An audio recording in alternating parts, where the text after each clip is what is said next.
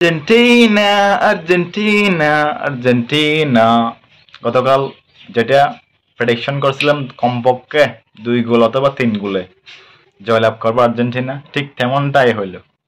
এবার আর কোনো penalty shoot out নয়, এবার আর কোনো কি শেষ মুহূর্তে গোল খাওয়া নয়।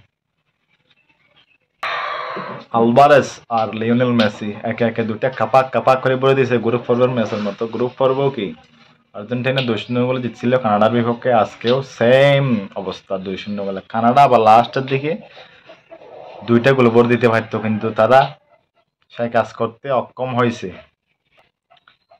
এমি মার্টিনেস আজকেও দারুণ দারুণ সব সেভ দিছে, যে কারণে আর্জেন্টিনা আবার বাঁচি গেছে লাস্ট মুহূর্তে যাইয়া। তো আর্জেন্টিনার সামনে আবারও কি হাতছানি দিচ্ছে কোপা আমেরিকা জেতার, মেসির সামনে হাতছানি দিচ্ছে আবারও কোপা জেতার। 2021 সালের পর থেকে টানা দ্বিতীয়বারের মতো কোপা চ্যাম্পিয়ন হওয়ার হাতছানি আর্জেন্টিনার সামনে। আশা করি মেসি এবারও তার হাতে কোপা আমেরিকার শিরোপাটা বসিয়ে ধরবেন, ভক্তদের কোনো হতাশ করবেন না, এবং তার জন্য কি সেটা অনেক অনেক অনেক সম্মানের একটা ব্যাপার।